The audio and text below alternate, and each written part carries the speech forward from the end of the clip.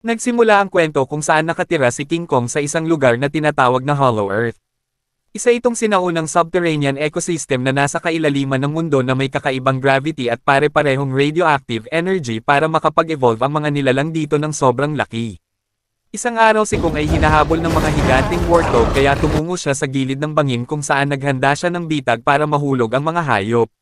Naghagis din si Kong ng isang puno ng kahoy na nag-activate ng pangalawang bitag na naging sanhi ng pagbagsak ng mga bato sa kanyang kalaban. Hindi sumuko ang mga warthog kaya binuhat ni Kong ang isa sa kanila at hinati, sumisigaw habang ang dugo ay dumadaloy sa kanya upang patunayan na siya ang hari ng lugar. Sa takot, tumakbo ang mga warthog.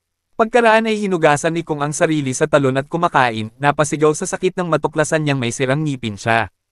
Bigla siyang nakarinig ng dagindong sa di kalayuan at ang pagkagambala ay nagpahintulot sa isang malaking reptilya na nakawin ang karne mula sa kanya. Nagpumiglas lang si Kong ng ilang segundo bago ito binitawan, mas interesado sa narinig niya. Sinusundan niya ang ingay ngunit nakitang isang random na maliit na hayop lang ito. Samantala sa ibabaw, si Dr. Eileen ay nagtatrabaho para sa Monarch, isang organisasyong nagbabantay sa mga pandaigdigang banta na dulot ng mga Titans. Mayroon siyang espesyal na sistema para bantayan silang lahat at tiyaking hindi sila nagkakaproblema. Nag-aalala si Eileen kay Kong dahil galing siya sa isang social species at hindi siya dapat mag-isa. Sa tuwing may lalabas na masamang halimaw upang sirain ang isang lungsod, lumalabas ang maalamat na Godzilla sa kanyang tahanan upang labanan sila at panatilihing ligtas ang sangkatauhan. Sa Roma, isang dambuhalang halimaw na parang gagamba ang nagsimulang manggulo at agad na lumitaw si Godzilla upang pigilan ito na sinisira ang ilang mga gusali. Matapos mapatombo, ginamitan ito ni Godzilla ng atomic breath. Sumigaw at natulog sa loob ng Coliseum. Sa isang Monarch outpost sa Hollow Earth, nakita ng mga mananaliksik ang mabibigat na pagbabasa ng enerhiya na nagmumula sa sinkhole mula sa warthog ni Kong. Agad na inalerto si Eileen tungkol dito at lumipad siya sa Hollow Earth Access Point sa Barbados, kung saan ipinakita ni Director Hampton ang kanyang matataas na spike sa kanilang sensor array. Samantala sa Monarch Base Academy, ang ampon ni Eileen na si Gia ay nagsimulang makaramdam ng pagkahilo sa klase. Napapikit siya at kusang gumagalaw ang kanyang mga kamay habang may mga abo sa loob ng silid. Biglang nagkaroon siya ng isang pangitain na kinasasangkutan ng mga Titan at gin-icing siya ng guro, at natuklasan niya na nakagawa siya ng mga guhit ng kagaya sa pinakita ni Director Ham. Pagkatapos ng klase, nilinis ni Gia ang kanyang mesa at sinabi ng guro kay Eileen na nahihirapang makibagay si Gia. Gamit ang sign language, sinubukan ni Eileen na kausapin si Gia, na nagsasabing nag-aalala lang siya kay Kong at pakiramdam niya ay hindi siya nararapat sa iskela. Si Gia pala ang huling miyembro ng Iwi tribe mula sa Skull Island, ang orihinal na tahanan ni Kong. Nang maglaon sa bahay, napagtanto ni Eileen na ang mga guhit ni Gia ay tumutugma sa mga spike mula sa array ng sensor. Kasabay nito sa Hollow Earth, isang hindi kilalang Titan ang sumire sa outpost. Naging sanhi ito upang magising si Gia mula sa isang bangungot at kailangang sabihin ni Eileen na walang mali sa kanya. Kinabukasan, naglakbay si Eileen sa Miami para maghanap ng conspiracy podcaster na si Bernie, na tumulong sa kanya sa Titans noon. Pumayag siyang sumama muli sa kanya kapalit ang isama siya sa Hollow Earth. Sa sandaling iyon, nakatanggap si Eileen ng alerto tungkol sa isa pang pag-akyat ng enerhiya. Na kahit na si Godzilla ay nararamdaman. Agad siyang umalis sa Roma upang hanapin ang pinagmulan, kasabay nito, bumukas ang access point at lahat ng nasa base ay nataranta, ngunit si Kong lang pala, na humihingi ng tulong sa kanyang ngipin. Habang binibigyan ng mga siyentipiko si Kong ng pampakalma, lumipad ang veterinaryo na si Trapper gamit ang kanyang espesyal na sasakyang panghimpapawid upang bunutin ang ngipin ni Kong, na pinalitan ng napakatibay na metal na prosthetic. Pagkatapos ay sinabi ni Bernie kay Eileen na natuklasan niya na ang bawat spike ay tumutugma sa isang Titan na lumitaw sa nakaraan. Sa kanyang pagsusuri ay natuklasan niya na ang enerhiya na ito ay pahiwatig mula sa nagtatagong bagay sa Hollow Earth. Pinahintulutan ni Hampton ang isang team na bumaba doon, kaya isinama ng piloto na si Michael sina Eileen, Bernie, Trapper, at Gia sa kanyang napaka-advanced na aircraft at sinundan nila si Kong sa pagtalon sa access point. Ang biyahe ay nakakalula at nakakatakot, ngunit ligtas ito at hindi nagtagal ay nakarating sila sa Hollow Earth. Nakasabay nila ang isang grupo ng mga Verticini na lumilipad, at ipinaliwanag ni Trapper na hindi sila nang aatake at ini-activate ang camouflage upang maglaho. Samantala, isang koponan ng Monarch ang sumugod sa France, kung saan nasusunog ang isang nuclear power plant. Nakakita ang mga sundalo ng mga higanting yapot sa malapit at nadiskubreng nandoon si Godzilla na sumisipsip ng radiation para i-charge ang sarili. Habang lumiliwanag ang kanyang katawan, lumipad ang mga Monarch jet upang subukang pigilan siya, ngunit nilabanan sila ni Godzilla gamit ang asul na enerhiya. Ipinaalam ni Hampton kay Aileen na naghahanda si Godzilla para sa isang bagay, ngunit nawala ng koneksyon dahil sa enerhiya sa Hollow Earth. Ang koponan ni Aileen ay nakarating sa Monarch Outpost at nakitang wasak na ito at patay na ang lahat ng mga siyentipiko. Mayroong madugong handprint sa mga pader na bato na hindi kamay ni Kong at sinabi ni Trapper na ito ay isang malaking gulo. Nakahanap sila ng hindi nasirang security camera at umaasa silang makakakuha sila ng mga sagot mula rito. Sa ibang lugar, kinuha ni Kong ang kanyang palakol bago tumalon sa sinkhole na tagpuan niya noong nakaraan. Nakakita siya ng mga kumikinang na kristal at mga buto ng mga nilalang na katulad niya. Pagkatapos maparinig ng ilang dagindong sa di kalayuan, tumawid siya sa isang talon at natuklasan ang isang uncharted subterranean realm. Isang anino ang nagsimulang gumalaw patungo sa kanya at nakilala niya ang isang batang primate na nagngangalang Suko. Sinubukan ni Kong nalapitan siya, ngunit kinagat ni Suko ang kanyang kamay at tinawag ang mga unggoy na kasama upang umatake. Hinarap nila si Kong at mabilis na dinasarmahan siya para gamitin ang sarili niyang palakol laban sa kanya sa bangin. Sinubukan ng huling unggoy na tumakas sa takot at binato ito ni Kong bago ito umalis. Pagkatapos ay sumigaw si Kong kay Suko upang ipakita na siya ang hari at itinanong kung saan sila nagmula, kaya naging gabay niya si Suko. Sa kalaunan ay dinala ni Suko si Kong sa isang lawa upang uminom habang kumikilos ng kain na hinala. Biglang lumabas mula sa tubig ang isang dambuhalang halimaw na ahas at inatake si Kong na pinaluputan ng mahabang katawan nito para di makagalaw. Agad na tumakbo palayo si Suko ngunit biglang bumagsak sa harap niya. Ang palakol ni Kong, madaling pinugutan ng ulo ni Kong ang halimaw. Pagkatapos ay nagpapahinga siya upang kainin ang ahas at binigyan niya pa si Suko, na nagulat na siya ay binigyan kahit dinala niya si Kong sa isang bitag. Sa sasakyang, na-access ni Aileen ang security footage at natuklasan ang isang unggoy na Sumire sa outpost. Biglang isang energy surge ang naging dahilan upang mawala ng power ang kanilang sasakyan, at buti na lang nabalik agad ito ni Mikael. Nararamdaman ni Gia kung saan nanggagaling ang energy, kaya nilapag nila ang sasakyan at sinundan siya sa gubat. Nagsimulang makaamoy ng kakaiba si Trapper at sinabing dapat silang bumalik, ngunit hindi siya pinansin ni Mikael at sinabing siya ang masusunod. Sa sandaling iyon ay kinain siya ng buo ng isang nilalang na puno at nagtakbuhan ang grupo. Sinusubukan ni Aileen na humingi ng tulong ngunit hindi gumagana ang kanyang device. Pagkatapos ng ilang sandali, natagpuan ni Gia ang tribo ng Iwi. May malaking istruktura sa likod na may ukit ng Mothra, ang reyna ng mga halimaw. Ang isang kumikinang na bug ay biglang dumapo sa dingding, kaya pinindot ito ni Gia at naging sanhi ng paglabas ng tubig. Sinundan nila ang Agas at nakakita ng isang organikong protection na belo, nang hinawakan ito ni Trapper, nagsimula itong kumikinang at binuksan ito ni Gia upang ipakita ang subterranean realm. Sa Spain, ang mga tao ay nagkagulo habang si Godzilla ay dumaan sa lungsod at bumalik sa karagatan. Sinusubaybayan ng submarino ng Monarch ang kanyang trajectory at tila pupunta siya sa Arctic Ocean kung saan nakatira ang isang napaka-agresibong Titan na tinatawag na Tiamat. Tinutukoy ng mga mananaliksik na kung papatayin ni Godzilla si Tiamat, siya ay magiging supercharged. Pagkalipas ng ilang oras, narating ng Monarch submarine ang domain ni Tiamat at napansin na ang enerhiya ng Titan ay pinipinsala ang kanilang radar. Biglang lumiwanag ang lugar, ito ay ang atomic breath ni Godzilla, na nagdudulot ng pinsala sa submarino habang sinisira ang isang layer ng yelo upang gisingin ang isa pang Titan. Mabilis na lumabas si Tiamat at ginamit ang katawan nito laban kay Godzilla, na gumanti sa pagkagat ng isang bahagi ng laman nito. Agad na kumagat si Tiamat at nagsimulang mag-charge si Godzilla sa pamamagitan ng pagsipsip ng enerhiya nito, na nagdulot ng atomic beam na umabot pa sa ibabaw.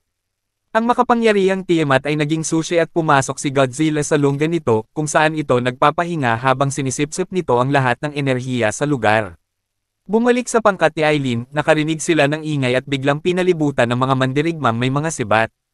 Gayunpaman, nakilala nila si Gia at nagpasya na isama ang grupo sa kanila. Narating nila ang isang kumikinang na kuweba at napagtanto na ito ay isang buong sibilisasyon ng Iwi, na nakikipag-usap sa isa't isa sa pamamagitan ng telepathy. Sa kisame napansin nila ang iba't ibang mga portal ng vortex, na posibleng dalhin sila sa ibabaw ng Earth. Hinawakan ng pinuno ng dinala ang grupo sa isang crystal formation at napagtanto ni Aileen na dito nanggaling ang distress signal. Ipinadala nila ito kasama ang malaking kristal upang bigyan ng babala si Godzilla tungkol sa isang paparating na panganib. Dagdag pa sa ilalim ng templo ng Iwi, ilang espesyal na tubig ang ibinuhos upang lumiwanag ang lugar, na pinapakita ang kasaysayan ng Iwi sa mga dingding na ipinaliwanag ni Eileen.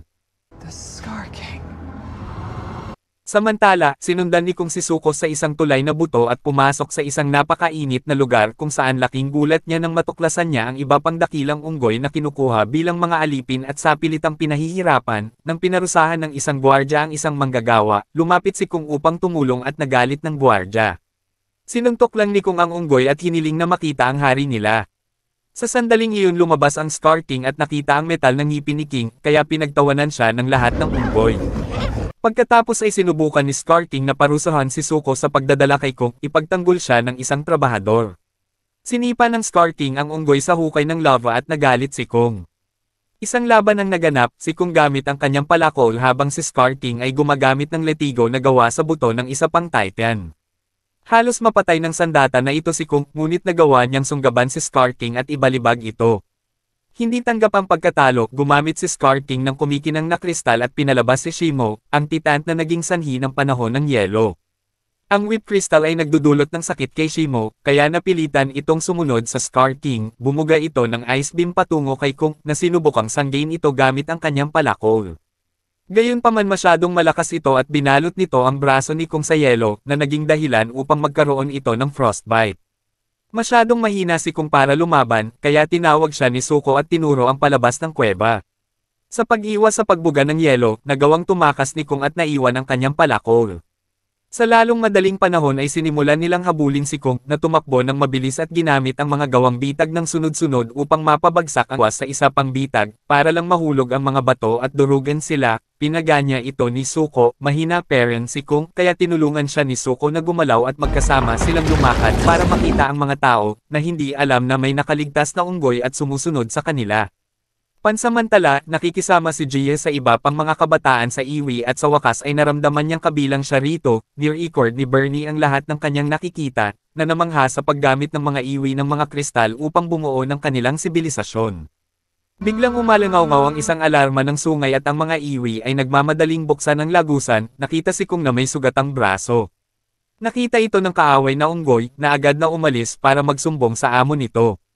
Nagtipon si Scar King ng hukbo at pinamunuan sila habang nakasakay kay Shimo, handang magsimula ng pagsalakay habang nakikita sila ni Zuko mula sa malayo. Sa Arctic, gumising si Godzilla at binasag ang nyebe, na nagpapakita ng bagong magenta na glow nito.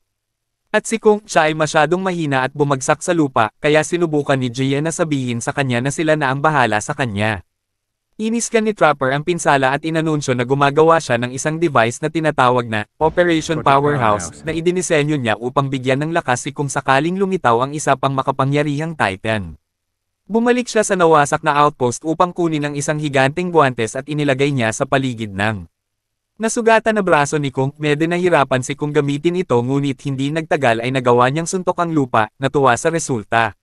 Sa sandaling iyon ay dumating si Zuko upang bigyan sila ng babala tungkol sa mga plano ni Scar King, kaya agad na tumalon si Kung sa isang portal upang lumitaw sa gitna ng Egypt, na sinisira ang mga pyramids at naging sanhi ng pagkahulog ng mga tao. Sa Gibraltar, narinig ni Godzilla ang dagandong ni Kung at tumalon siya sa dagat para hanapin siya. Kasabay nito sa Hollow Earth, inihanda ng Iwi si Jia at lumapit sa isang malaking kristal, gamit ang kanyang kamay upang i-activate ang ilang gintong enerhiya. Ginising nito si Mothra, na nagpasalamat kay Jia bago lumipad sa ibabaw. Pagkatapos ay nagsimulang lumikas ang Iwi sa kuweba. Matapos sirain ang mga tulay sa kanyang paglangoy, narating ni Godzilla ang Egypt, kung saan sinubukang ipaliwanag ni Kung ang sitwasyon. Gayunpaman, iniisip ni Godzilla na gustong salakayin ni Kung ang sangkatauhan at itinulak siya sa mga piramid. Isang laban ang naganap at nagawa ni Kung na makatama ng ilang magagandang suntok salamat sa kanyang bakal na braso. Pagkatapos ay hinawakan niya ang buntot ni Godzilla at hinayla siya patungo sa portal, dahilan para kuminang si Godzilla at umatake gamit ang kanyang atomic breath na sumire sa pyramid. Itinulak niya si Kung at tinapakan, ngunit sa pagkakataong ito ay lumitaw si Mothra at itinulak siya palayo. Lumilitaw din si Jia at kasama si Mothra ay gumagamit ng telepathy upang ipaliwanag ang sitwasyon. Si Godzilla ay sumigaw, sumang-ayon sa team-up.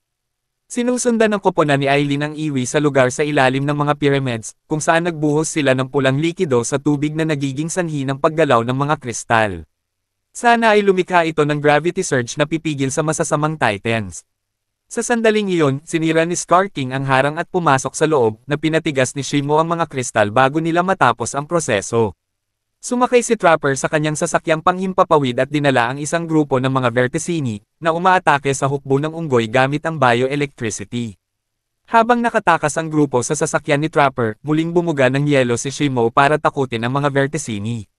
Sa kabutihang palad, nagpakita si Godzilla at Kong at tumalon upang lumaban kay Scar King at Shimo nang sabay-sabay na naglalabas ng surge ang mga kristal. Ang gravity ay nagiging sanhi ng paglutang ng mga Titans, ngunit hindi ito pumipigil sa kanila sa pag-atake sa isa't isa tuwing may pagkakataon sila. Halos matamaan din ang sasakyan ni Trapper, ngunit pumasok si Mothra upang protektahan sila at ang mga portal. Sinubukan ng ilang sundalong unggoy na sumali sa laban kaya tumalon din si Zuko, binato sila ng bato para ilayo sila. Si Shimo ay bumuga ng yelo kay Godzilla at muntik na siyang ma-freeze, gayunpaman ay ginulo ito ni Mothra at binasag ni Godzilla ang yelo gamit ang magenta charge nito. Pagkatapos ay niligtas ni Mothra ang mga tao at ibinaba ito habang sinipa ni Zuko ang isang unggoy hanggang sa mamatay ito. Nabawi ni Kong ang kanyang palakol mula sa kaaway at nakipagpalitan ng suntok kay Scar King at sa kanyang letigo, ngunit nabitawan muli si Kong ng kanyang palakol nang bumukas ang isang portal at dinala ang lahat ng Titan sa Brazil. Ang mga tao sa dalampasigan ay agad na nagtakbuhan sa takot habang ang mga alon ay nagyayelo at ang mga Titans ay bumagsak sa yelo. Pinabubugan ni Scar King si Shimo ng mga kapangyarihan nito sa yelo, na naging dahilan upang magdilim ang kalangitan bago magsimulang magyelo rin ang lungsod. Biglang inatake ni Godzilla ng isang atomic beam si Shimo kasabay ng pagsuntok ni Kong kay Scar King na naging sanhi ng pagkawala ng ngipin nito. Nagpapatuloy ang labanan sa pagitan ng apat na Titans habang hinahagis nila ang isa't isa sa paligid na sinisira ang 12 ng mga gusali.